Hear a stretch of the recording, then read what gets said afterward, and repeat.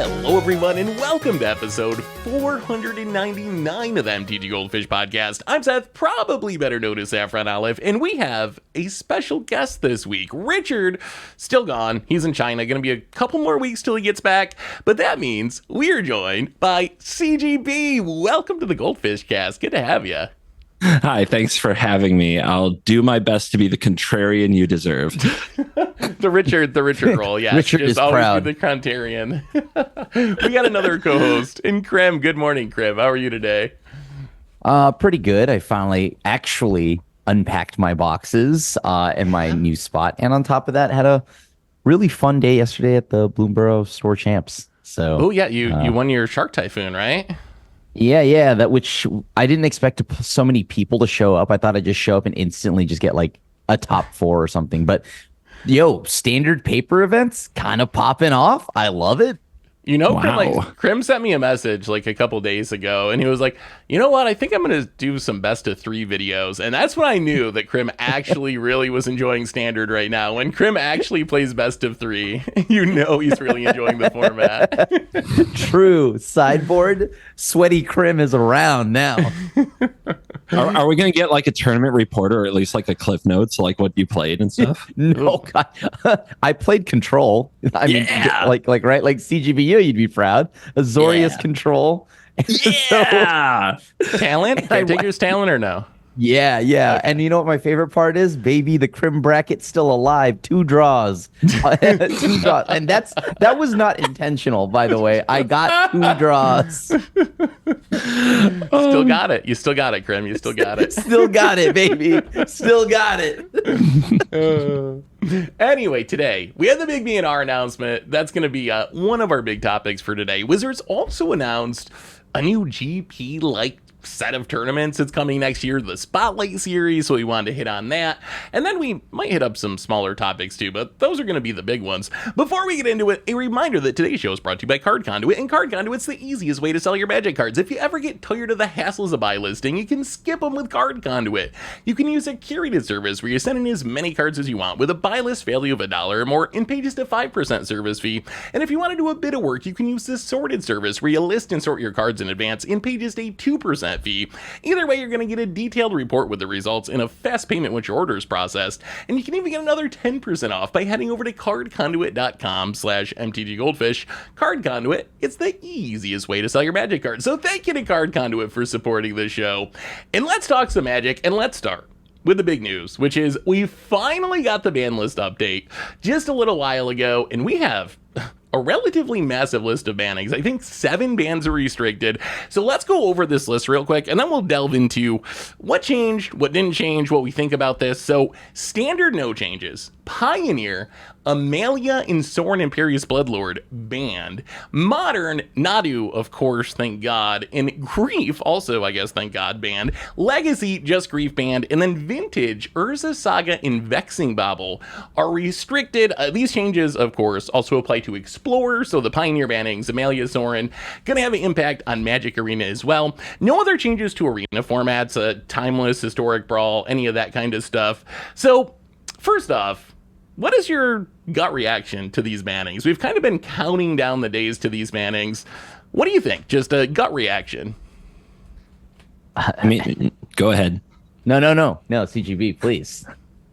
Yeah, well, we kind of knew it was coming for the bird. Yeah. Yeah. That we were pretty sure. Grief, that we were pretty sure. Thank goodness. They had one job. They at least did that job, and we can argue over everything else. But they had one job, and they got that part right. So that's my feeling. Honestly, is relief that job got done. Are you not surprised? I'm like kind of surprised on the fact that Grief also took the L here. At this point, I thought Grief was just going to be forever stuck in the format, because I thought they would have banned it a long time ago. But then they decided they were going to nip that in the bud right now as well. And I'm just like, whoa. Not everybody has your pain tolerance. let me True. You think everything's fair game, but there's a lot of Grief. It has lived up to its name and then some. And I mean, what do you think, Seth? Do you think it was time? So, I mean, yeah, it is past time that Grief be out of here. Like, it is a little weird. I see what Krim's saying, because Grief is not at its most popular right now since Modern Horizons 3 with Energy and Nadu. Grief is right now in like 14% of decks, and there was a time when it was in way more than that, and like the Rakdos Evoke deck was the best deck in the format, and then Fury got banned.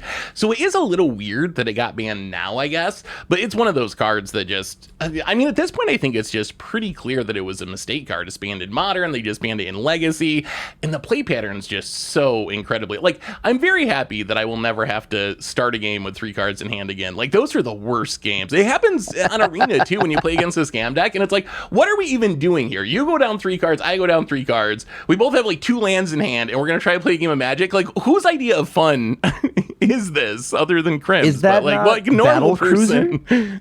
That's not Battle Cruiser Magic, because if it's a mirror match and you just, for some odd reason, how you both have a Grief, but that's 4/3 because of the roll token. It's Battle more Cruiser, like right? It's more like Go Fish is what it is. I'm gonna draw, I'm gonna throw it down, and if it matches and does something good, I might win. Oh, it really is Fun. So My question is now, can we break the rest of them? Can we get Endurance, Subtlety, and Solitude on here? I was Oh my thinking God. that today. I think we might be good now. Like, Fury's banned in Modern, Grief is banned pretty much everywhere now. The other 3 are probably fine, right? Endurance, I don't think is an especially oppressive card. Solitude, I think is fine. Like, we probably won't need to ban any more Evoke Elementals, I don't think. Hopefully. If Krim gets Endurance banned, first of all, I'm gonna have to play green. And second, I don't know what that is. A Sir Conrad combo. I have no idea. Yeah. I mean, there probably was a world where instead of banning Nadu, they banned Endurance, and they were like, oh, like, but they had to do this convoluted Endurance loop that took so much time. Now they'll have to just win with Thassa's Oracle, so it'll be fine. But in the end, they so much struggling for them. they made the right choice. All right, let's go through these formats real quick. So Standard, I'm actually curious, CGB, what do you think about no changes in Standard? I know this is your wheelhouse. What are you thinking about Standard right now? I think Standard, good old tournament paper best of 3 Standard is a magical place. It's having a wonderful time, and it feels like a stable environment that competitive players who have become, like, we'll say, more accustomed to mastering an archetype, they can really sink their teeth into it, dig into it, and there's a lot to be gained. So you know what? I'm cool with no changes in Standard. I love my best of 1. I wouldn't be right on here not advocating for some shakeup to my best of 1, because best of 1 gets stale. It really does. Yeah. And the turn 3 kills that are pretty consistent out of the red decks in best of 1 do basically define the format. It's the percentage of meta in best of 1 just keeps going up, and it goes up more and more the longer any format is around, because the players who are having fun with that just keep having fun with that, and the players who are sick of it go play something else. So it's a tough one to stick out. It's tough to stick out best of 1 for content, but what can I say? YouTube viewers and their attention spans don't always go into best of 3 zones. I've found myself. Is best of 1 bad? I mean, so I had the CGB experience this week. I decided I was playing some best of 1. I was like at, I don't know, 99 mythic or somewhere in that range. I was like, I'm going to play some best of 1. And I swear to God, I played the red deck 11 matches in a row, lost on turn 3 like half the time. And I was like, I'm just going to go play some best of 3. I don't know how CGB does it, like on a day in, day out basis. So it can be very bad. It's not always that bad, but I think the red deck, it's really good and it's really cheap. So it's a deck that everyone can easily put together, regardless of like how many wild cards you have. So it is really overrepresented, I think, just like the super aggro, fling my stuff at you mono red deck. I'm curious, what do you think about kind of splitting the ban list in Standard CGB? Like, is there any art? I know we had like Nexus banned in best of 1 before, forever ago, but we haven't really had more bannings like that since. Like, should there be just like a separate best of 1 ban list where there's a little more flexibility with like being able to handle problems specific to best of 1? I think that there could be. I do think it makes things even more confusing than it already is. And you know what? As much as I would want that for myself, I'm okay with Magic not having that because I think that Magic is already complicated with enough formats. I'm eager for the day when we can delete Explorer and just call it Pioneer and never have to have two separate lines on that thing. I'm eager for the day when they can call Alchemy what it is and throw it into Timeless, and then we can delete another line off the little chart, off the little menu we open. So I want it more simple, to be honest. So I'm okay. Like, it's true. Most people don't have to engage with the format like content creators do. And that's a good thing. They can stop playing, or they can go play other things. They can watch someone else go through the pain on YouTube and watch me suffer vicariously. And I'll just do it, for the love and the money, and it's fine. I wonder how much the average person plays, because I forget, like, we play so much Magic, so many hours going to playing Arena. Like, if you're playing a half hour a day even, you probably have a very different perspective on the format. Like, sure, maybe you played Mono Red a couple times, but whatever, the game's over quick, you got to the next one. Like, your experience is probably way different than our experience when you're just grinding out like hours and hours and hours of matches for content. So maybe it's not a big problem for the average player, as much so as it is for crazy people like us that just like play a ridiculous amount of Magic. But what do you think, Grim? I mean, I personally feel like first off, I want to point out, I think isn't Pioneer due sometime next year on Arena? Wasn't that on the roadmap? Like it should be here in 2025, and I haven't seen them roll out anything getting closer. It was supposed to be here the end of this year, is what we had heard. They just did reconfirm on like last week's weekly MTG or 2 weeks ago that they're still doing Pioneer Masters, but they don't have a date. So probably not the end of this year, but it's still happening. It's still happening, but there's no date to actually set yet. All right. Well, I hope that actually happens so we could see it. But then on top of that, I mean, best of one standard, I think maybe CGB's onto something. Maybe my pain tolerance is a lot higher, because I feel like my best of one experience has just been, oh, cool. It's so fast when you lose that there's zero emotional investment or time investment, right? So for me, I actually probably forget about the losses on the turn threes, because I didn't even have enough time to fully process that I played the game. It can't hurt so that bad, right? It was over so quick. Selective memory is great. It's really great. Well, speaking of Pioneer and Explore on Magic Arena, we did get two bannings there. So Amalia gone. Amalia currently the second most played deck in the format. And then Sorin from the Rakdos Vampires list, which we talked about last week, is like 35% of the meta. I think these were the changes we were kind of expecting. When we talked last week, those were kind of the two big ones. Like, do something about Amalia. If you're going to do something with Rakdos, it almost has to be Sorin that you ban. The only thing that didn't happen was anything to Izzet Phoenix. That was kind of the third deck that people were like, Treasure Cruise, is it going to be super broken once they ban Vampires, once they ban Amalia? Like, is Phoenix going to be too good? And one of the things Wizard said again and again during this PNR was kind of, we're taking the conservative route. We're going to ban the least that we need to try to do what we think needs done, and then we'll reevaluate, see what the formats look like next time. So I don't think that Phoenix is safe forever, but they did dodge for this PNR. So what are we thinking about the state of Pioneer/Explorer with these bannings? I know for me, it looks way more exciting to play. Like, it seems like Pioneer might actually be pretty fun now when you're not playing against Rakdos Vampires all the time or playing those miserable Amalia matches.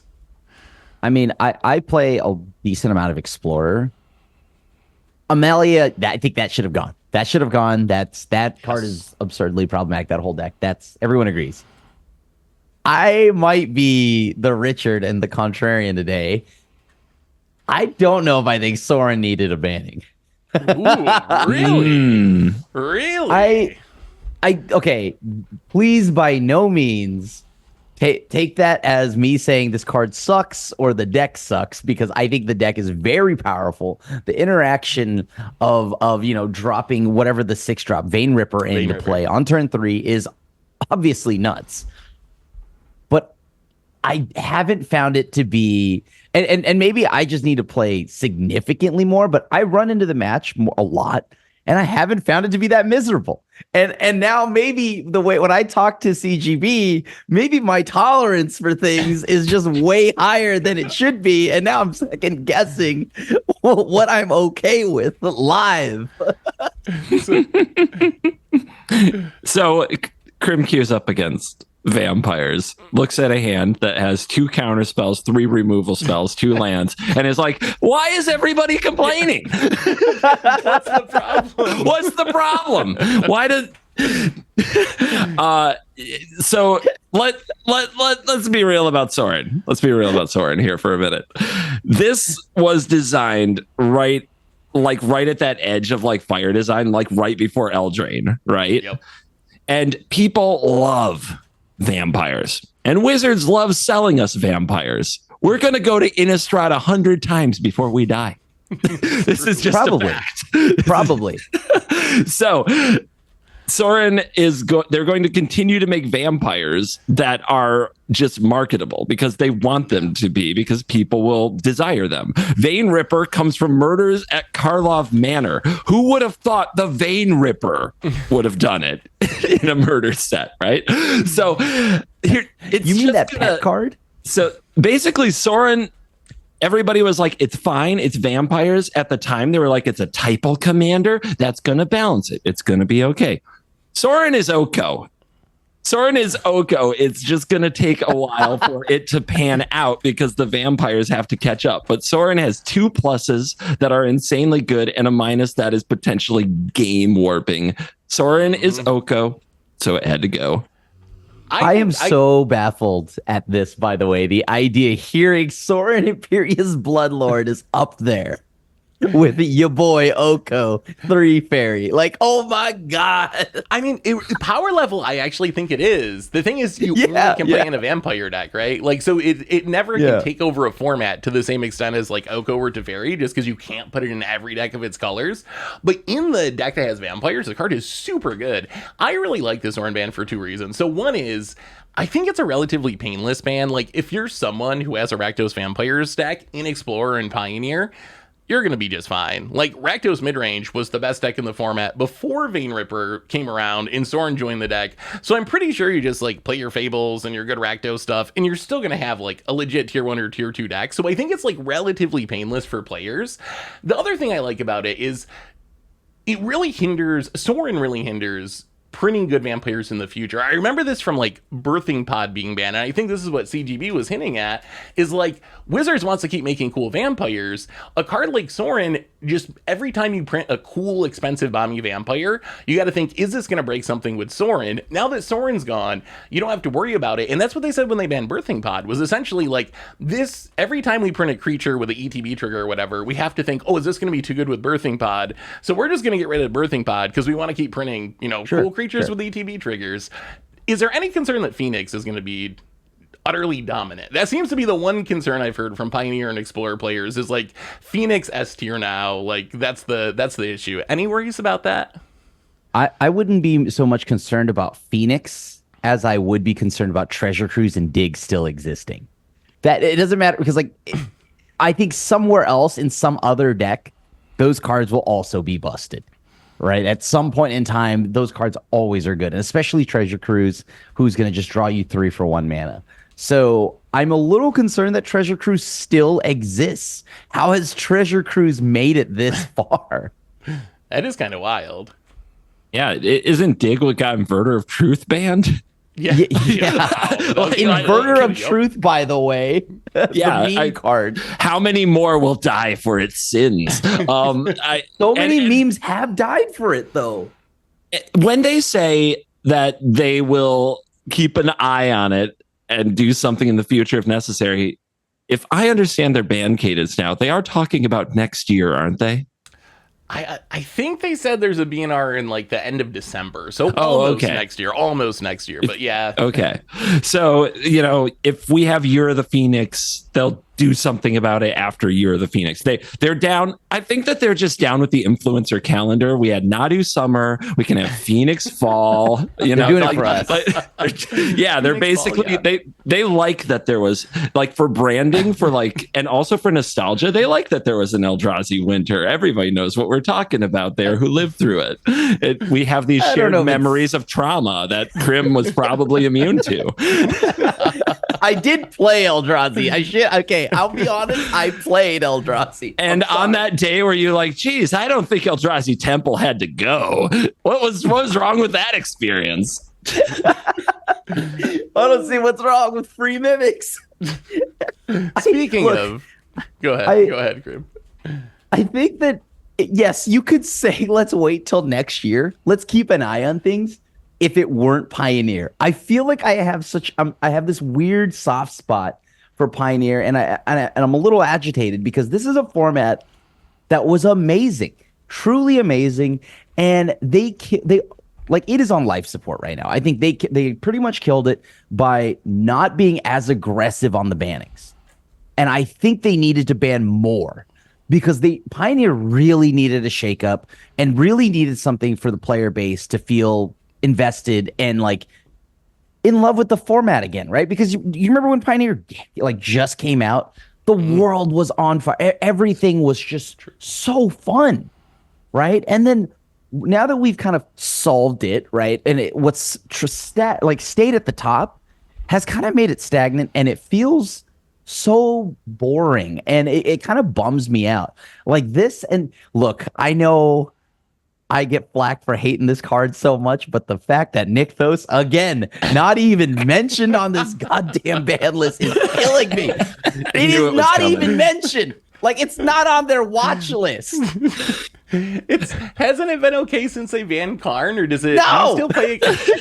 No, Grim's out here. I still see you. You're not fooling me. Look, I may be fighting my own demons in the corner here by myself, but the thing is, at least tell me you agree with the philosophy that they needed to have banned more.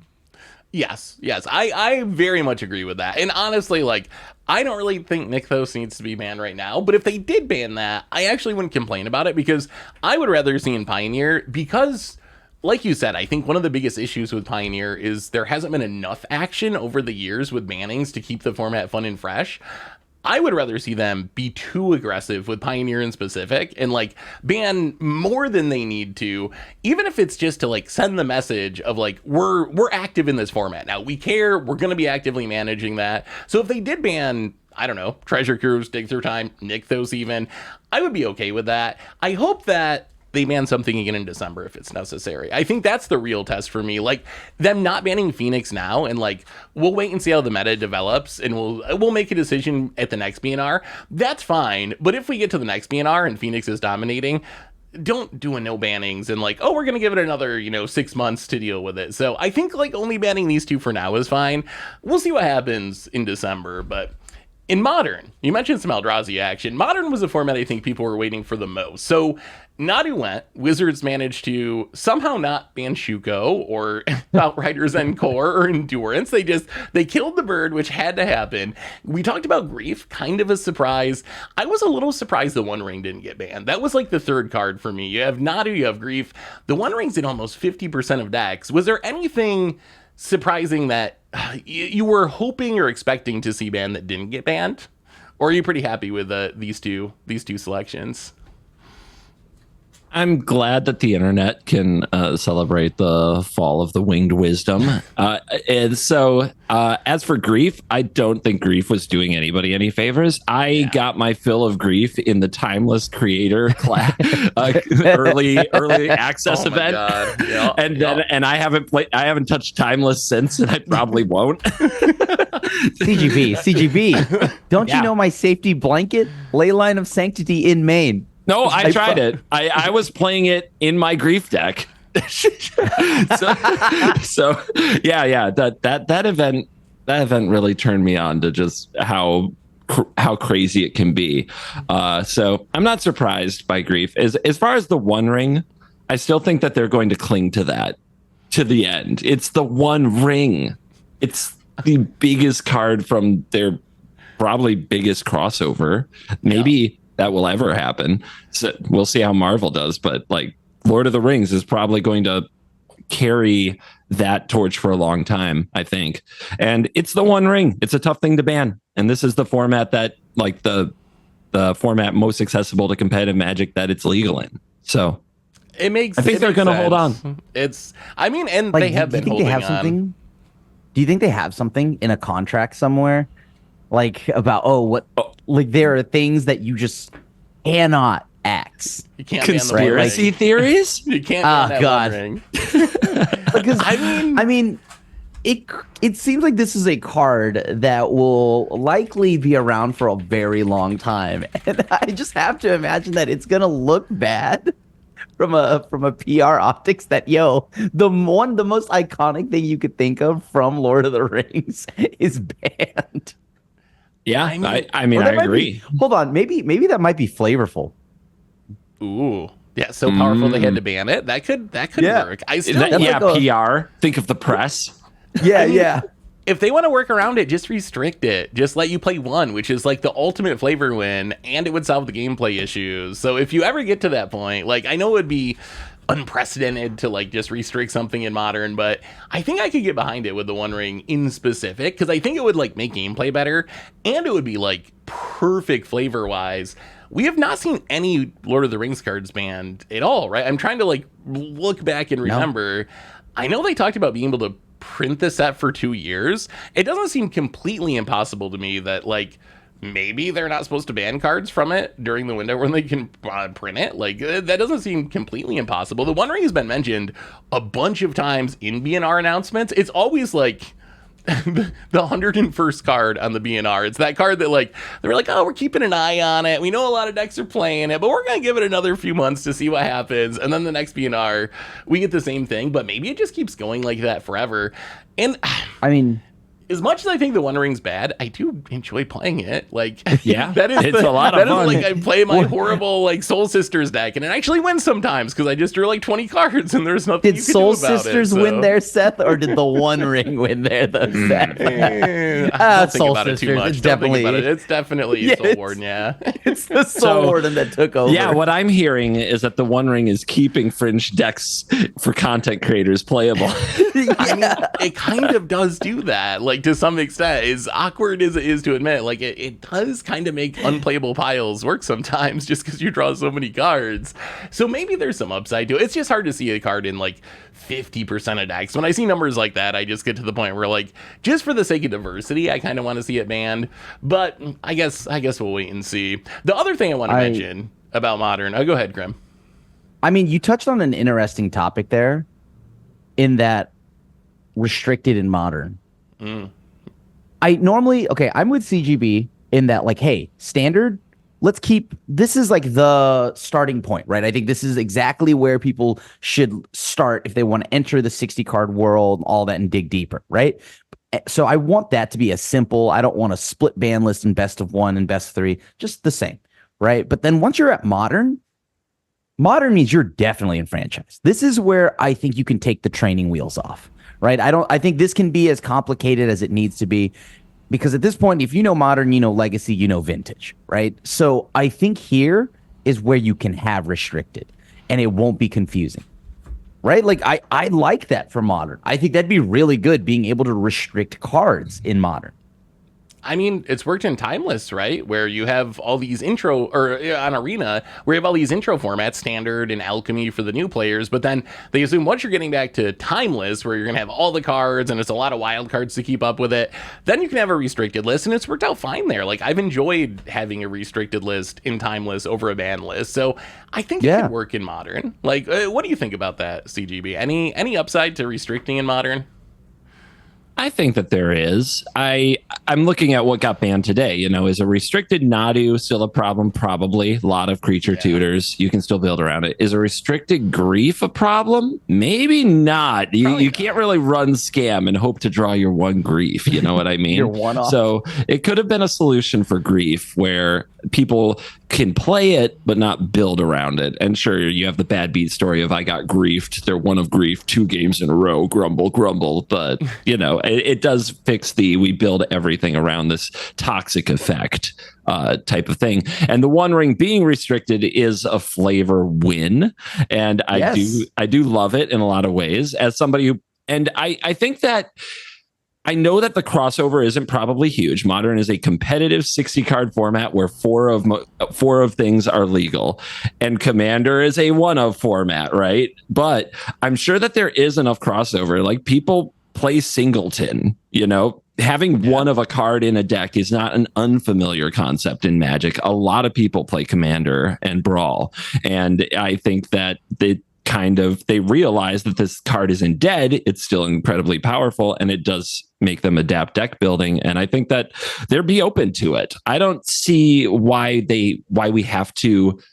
is it a thing in Vintage, but it can't be a thing in Modern, right?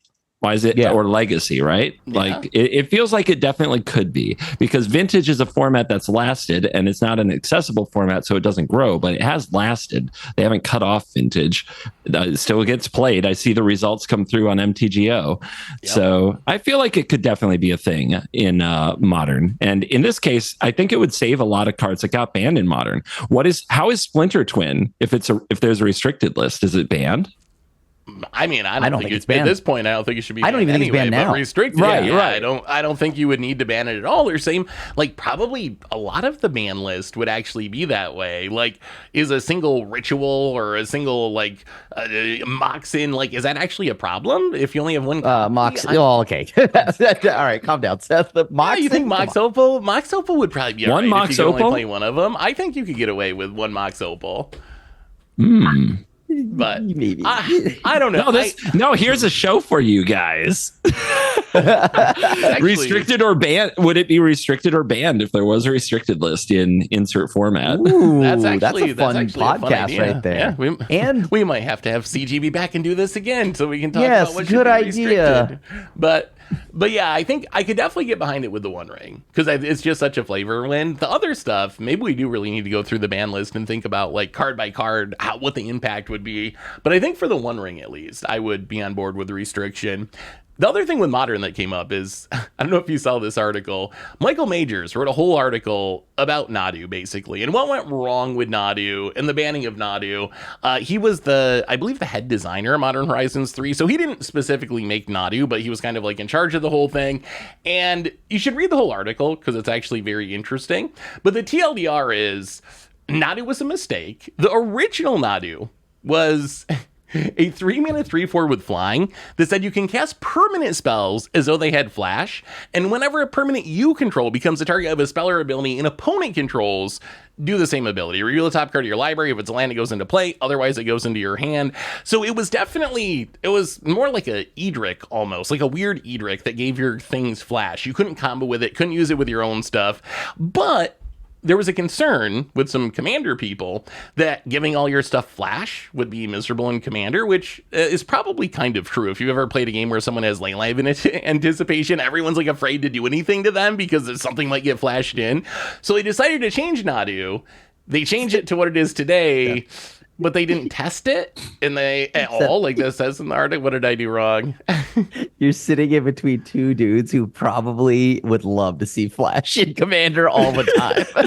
yeah, and I also you're like, it's miserable. Why did I just the way that you said that? I interpreted all of that as whiny Commander players who hate blue ruined Modern. That's what I just heard. I mean, that might kind of be true. You know, those blue Commander players. But all that to say, they changed it to the current text and didn't test it, shipped it out the door, and they said specifically that they missed like the Shuko interactions or free equipment interactions. So what do you think of the fact that apparently they were trying to make Nadu a Commander card and then it destroyed Modern? Oh my god, isn't that what happened to Legacy? That's so 2024 Magic. Yeah, say the initiative. Yes, this one. Oh man, I don't even know if I like that they were trying to design Nadu in Modern Horizons 3 to be a good commander anyway. Like, I don't know if I even like care about that. Like, if that's even necessary. But I don't know how you design. That's instantly a red flag, right? Yeah. No, that is egregious to Modern fans, I think. I do not play Modern. I have been kind of checked out even on watching Modern since Modern Horizons 2, since Hogak Summer. But I do hear from Modern players a lot. I feel like, and I look at Twitter, and so do you guys. I feel like modern players are going to find that part egregious. Like, why are we trying to worry about having a great commander experience commander in our modern set, the one modern set we get every 2 years? And I think that they're going to hang on to that. I feel for them. I don't think they're wrong. I don't think they're wrong. It is kind of, there's something very sad about that, I think. I mean, was that not going to be apparent, though, when they made a commander cycle of commander decks in Modern Horizons, right? Like, I think at this point, I have lost any, like, the idea that, like, any set, doesn't matter what it's designed for, Commander becoming the forefront of Magic, which is, by the way, I some of y'all may not agree with this, but again, I think that has been an overall huge net positive for the game. I think that because of that, though, I'm not surprised they designed for Commander, their most popular format. Pretty soon we'll get Standard Horizons, and then Commander cards will appear in that, right? Like, I'm not surprised. Is the main thing. They're like, oh, we wanted something for Commander, you know? I'm kind of with you. I'm kind of with you, though. But the decks are for Commander. Nadu wasn't in the decks. Yeah, that's true. They had to go further than the decks and put cards in the set that they felt would be good Commander cards, and some last minute changes and feedback drove them to a design mistake, a skull clamp as it's being termed. And whoa. That was a miserable time, Dan. That is a miserable time. That is a miserable time. That got your pain tolerance? Yeah, that's where you draw the line. Whoa, that was painful. We finally found a card that Krim doesn't like. Oh God. I mean, that's the main thing, though. I know that there's going to be some negative, like, press on that, right? Like, oh, designed for Commander in the modern main. Well, that's where the Commander deck should be, right? Where all the Commander card stuff. But we all know that that's also going to be in the main set. I almost look at Commander first now when it comes to everything. Like, anything that comes out, I don't care how you package it. Vintage Masters, I assume everything is Commander first. So, okay, so I kind of agree with you, but I think it, in some ways, Nadu being for Commander makes it even more egregious, because I can forgive you missing Shuko, because Shuko is not a card that, and like, maybe if you're a Legacy player or whatever, and you know, Cephalid Breakfast, but like, it's not a real card. But it kind of blows my mind that the goal of Nadu was to make it your Commander, and they didn't get to, how does this interact with Lightning Greaves? Like, literally one of the most played Commander cards on EDH Rec that combos with this, and they didn't even like get to that point of being like, oh, maybe this does like scary things. So I know it's like the last minute changes and stuff, but it's wild to me that they were designing this to be a Commander and didn't figure out to test it with Lightning Greaves at all. That I agree with also, though. Like, yes, I am not surprised they designed for Commander in the modern set, but I am surprised that because you designed for Commander, the most popular cards are like free equips, right? Yeah. And like this, the new version or whatever their modified version that went out the door was so absurdly busted in Commander. It's even, I would argue that it's even more busted in Commander than it probably would be in Modern, because it's always there. It is always there. Have you ever done the contractor thing with Wizards CGB? And if it's something you can't talk about, that's fine. But I know that's the other thing I want to bring up, because they talk about it in the article, how they bring in like outside contractors to help playtest for sets like this. And I know we did with Lord of the Rings. So I don't know if you'd ever actually done that yourself. I've never been brought in to playtest a set. So one of the things they mentioned is that because of the changes with Nadu, their contractors never got to test it with the new version. And they say they have faith that if the current version of Nadu had been scrutinized by their contractors while they were playtesting, it would have turned out better. They would have changed it. They would have found the issues with it. And I remember this being a thing with Lord of the Rings too, where I believe Canister and someone else posted videos, because they worked as contractors on the Lord of the Rings set. And they were like, when I played with the One Ring, it was like a 5-mana equipment that was like super janky. And then the set came out and it's this really busted artifact. So I wonder if Wizards has maybe a workflow issue with how they use their contractors. Like, it seems like if you're going to be hiring canisters and these like professional format experts to help you design a set, I would think you'd want to find a way for them to see the final versions of the card, not the, 5-mana equipment that no one was going to play version of the card. Because what good is, all the knowledge if you're seeing like such an early version of the card, it's nothing like the end result. So I wonder if there's a way they can fix that in their workflow. I am curious about that. And having not been on the inside, it's hard to judge because obviously every card starts somewhere. And I'm not sure what their timeline is and how many versions they go through to arrive where they arrive. And when it's very easy to look at a card and that is the card to us. We don't have to think about anything else around the card. Yep. When you're around Magic a lot, maybe you make content or you just play really consistently, you start to get your game designer hat on and you see how this happened and how this happened. And when a mistake happens, you're like, how on earth? What was this? What was the playtesting of this like? And that is all something that kind of comes over time and familiarity with the cards. But we don't see the millions of permutations of the blank canvas. And it's hard to understand that. We don't know how long they worked on variations of Nadu trying to create a fun and exciting card without breaking Commander/Modern at the same time, only to end up at a deadline of this must be in before midnight. And we don't have time to get the contractors' feedback on this because their contracts expired and the legal department isn't going to run new contracts that just cover 24 hours and etc. Like, it's a big moving animal. It's a business. And often it would benefit from being more nimble, but there's risks in being more nimble that aren't really for us to decide whether or not that's what they do. That is a very good point. That is true. And there is a lot that goes into it, right? It's maybe not as easy as just like, oh, here's like the final card, ship them over to Canister real quick to, give a final check off on them or whatever. So there is a lot going on behind the scenes that might make it a little bit tougher. So anyway, that's the B&R list update. Any other thoughts on B&R stuff before we move on to another topic or two? Standard's great. Play it. Bans are exciting. It's kind of weird that it's now condensed into one day with a celebration. We get thousands of words about various design mistakes and what they learned and all this.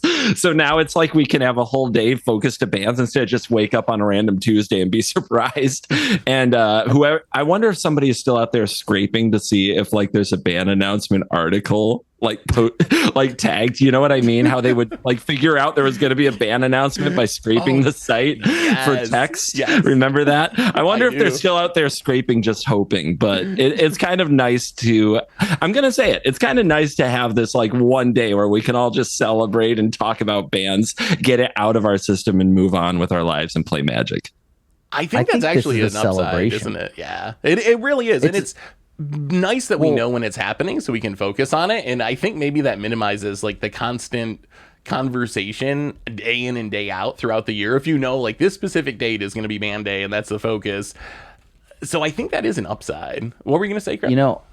I was going to say, I think it's a celebration all around for Nadu players, for non-Nadu players, because how I look at bans is the same way I look at all my favorite cards. They weren't banned. They just went to the Hall of Fame. They went to the Hall of Fame, right? Like Chase the Mind Sculptor, Hall of Fame. Hall of Fame, baby. They retired the jersey, baby. Yeah, they retired the jersey. It's up. It's hanging. The banner's there. It's not banned. It's not a band day. It's a banner day. Dude, I want to take that too seriously, and I want to like deck my room and like banned cards like hanging from the rafters, like with their stats on them. Oh, that would actually be kind of sweet. So I would say overall happy with the bannings. If anything, I wish they banned even more. Like I think I'm happy with this. I think it was like the minimum amount of bannings that would make me happy, but they could have went even further, and I wouldn't complained about that either. But overall, I'm excited for Pioneer and interested in Modern. I'm still a little worried that Modern's going to be very busted, even without Nadu and Grief, but we're going to find out. But I want to ask you guys about the other big news of the week, which is we have GPs coming back sort of ish. So one of the things that we've talked about for years now, ever since the esports era and the MPL and the big changes to organized play, is we've gotten Pro Tours back, we've got some qualifiers back, but one thing we're missing are these big open tournaments where you can just go and play in this event and maybe win some money and maybe qualify for a Pro Tour. Wizards announced last week they're bringing back GP's is Magic Spotlight Series, which is essentially going to be the same thing as GP's used to be. There are these big open tournaments, $50,000, I believe, prize pool, which is a pretty big chunk. Top 8 get Pro Tour invites. There's going to be 5 in the US next year, 2 in Europe, 1 in Japan. And are you going to play these, Krim, or CBG? I'm actually CGB. I'm actually very curious if you guys are gonna get into these. I know, Krim, you're getting back in the spiky side of things. Are you going to go qualify for a Pro Tour? Hold on, don't call me spiky. People expect me to be good. Hey, you just want a Shark Typhoon. Come on, Spike. Look. Spikes and good don't just necessarily go together. It's more of a mindset and a lifestyle than a talent. I mean, look, I don't know if I think I'm more of I've gotten pretty cozy in the MagicCon scene because that's what I like traveling for. Yeah. I think the problem is if I travel, as much as I love that there are GPs for those that want to do that competitive grind set, I think that's cool for them. But when I travel, I want to travel for MagicCons. I want to travel for things where I can just go and hang out, meet friends, hang out and just celebrate Magic, look at things, right? I personally hope that they include GPs at a MagicCon because that is that is still an aspect of Magic that should be celebrated. So for me, I'm going to just keep an eye out on MagicCons because the days of me scrounging up what money I have left in my bank account to travel to go maybe top 32 of an event is I don't know. I think those days are behind me. I can do the standard events, the locals and things like that. And maybe even the RCQs because I don't have to leave my house too much.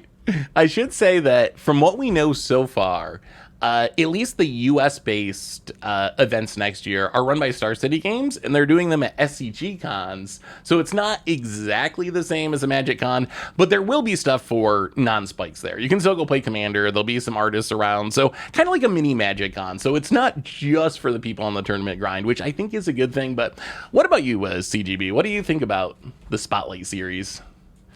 So what are we calling them GPs as boomers, or do we call them the spotlights? What is there a phrase for them? I imagine it's going to come back around to GPs. Like the Pro Tour, we went through 5 different names, and eventually they're like, no, Pro Tour is as good as it gets. We'll just stick with it. So we might end up back at GP eventually.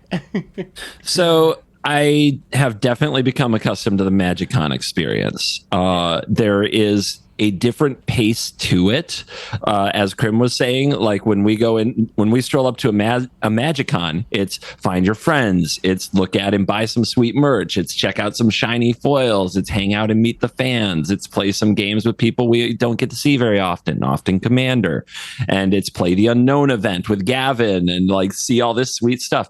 It's go to dinner at a reasonable hour with 6 of your best friends. It's a very different vibe. And from going to tournaments, I remember how that goes. You get there really early, you go through the deck registration, and then you join. And if you're a control mage, like you have 2 of here, you are now playing Magic every minute of the next 8 hours. I don't think you get food if you're you get no breaks. You have to have a control mage friend who bombed out in the draw bracket who's going to run and get you food. You have to bribe the aggro friend that gets you food. Sustenance. Yeah, they have to bring food. They have to bring. I'm not friends with aggro mages. How do you do this, Krim? They bring me food. But yeah. Okay, I see now. I see. But you have to bribe friends for sustenance. I've been that person bringing my friends sustenance. I don't think I can do that at my age, having done the MagicCon experience. But I think there's a chance, because one thing I both loved and disliked about MagicCons at the same time was that the Pro Tour was there. I'm glad the Pro Tour was there because all my friends were there and I got to try to keep up with how they're doing. I'm sad the Pro Tour is there because I have no time to watch it.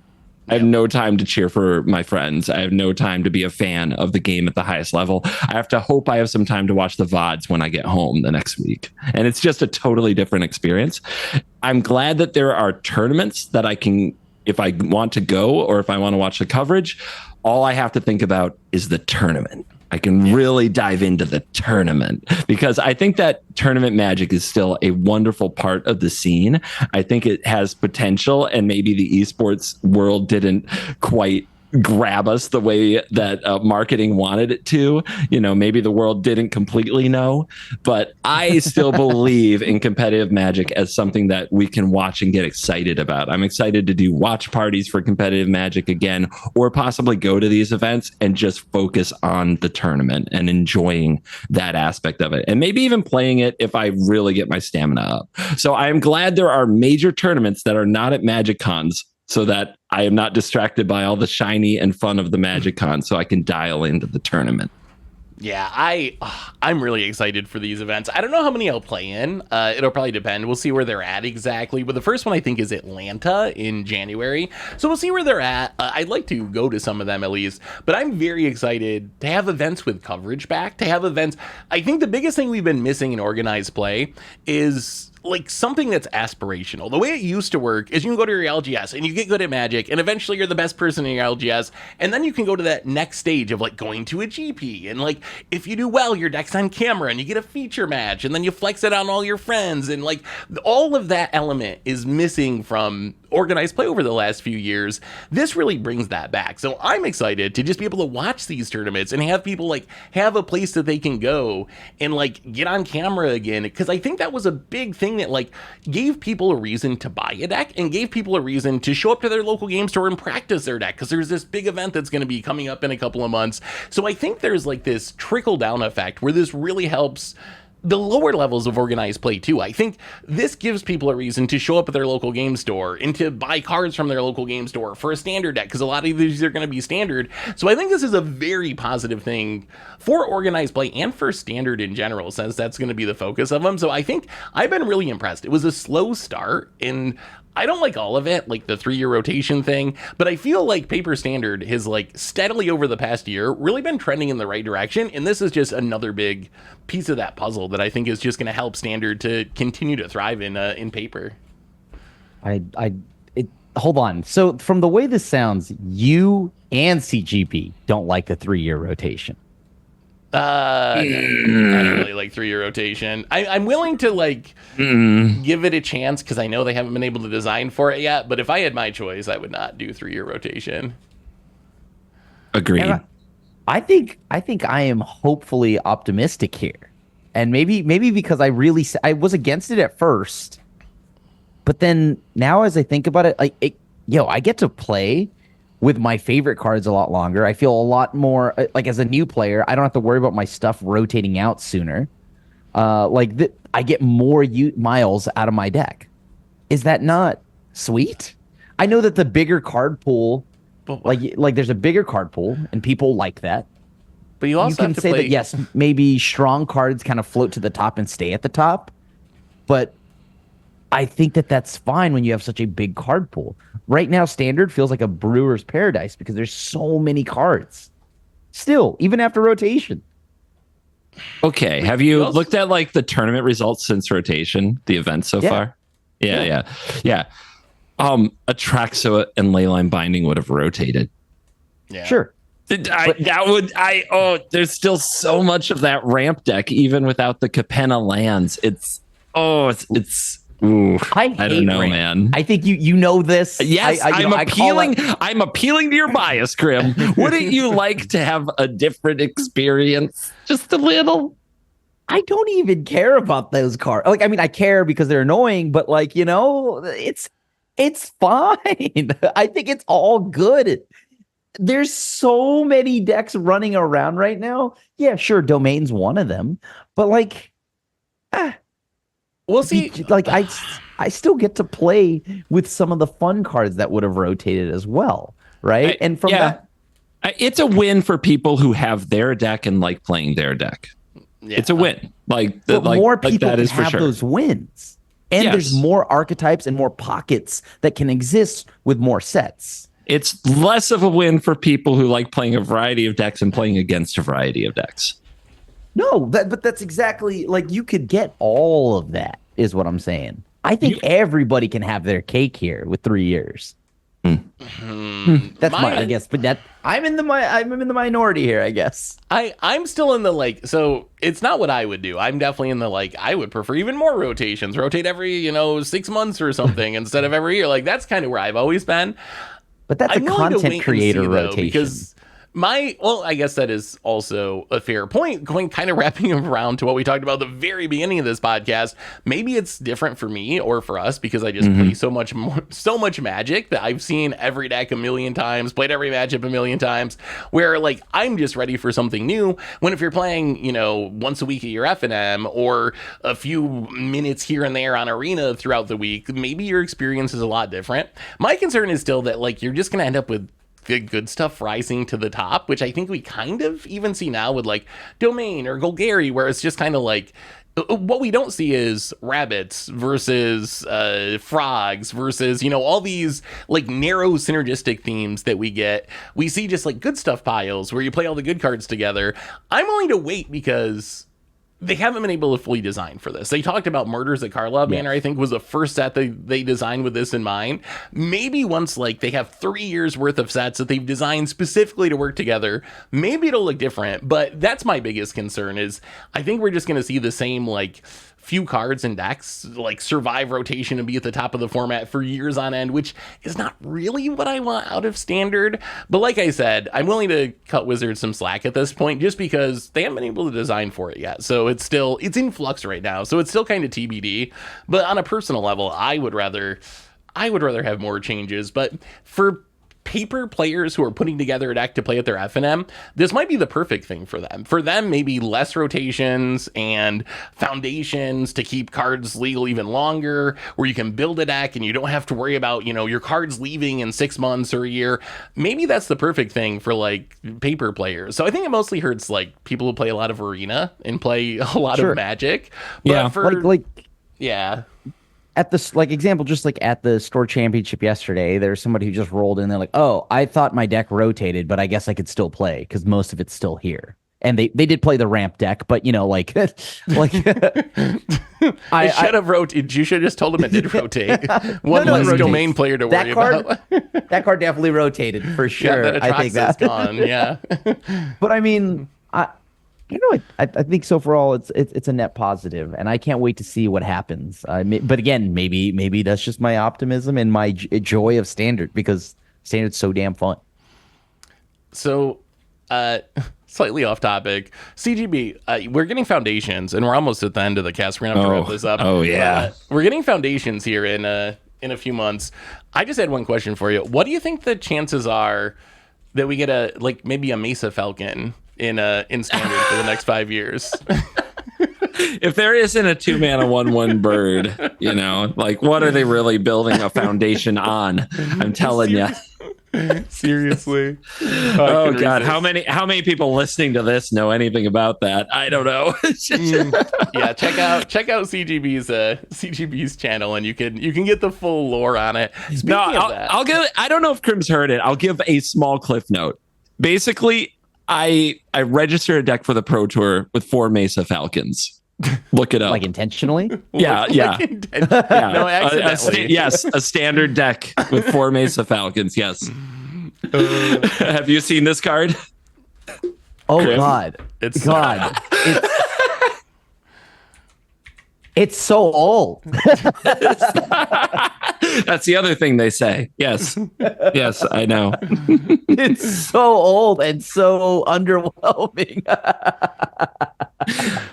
Full story available somewhere on the channel. Full story on the channel. This is a tease. You're gonna have to go into the deep lore.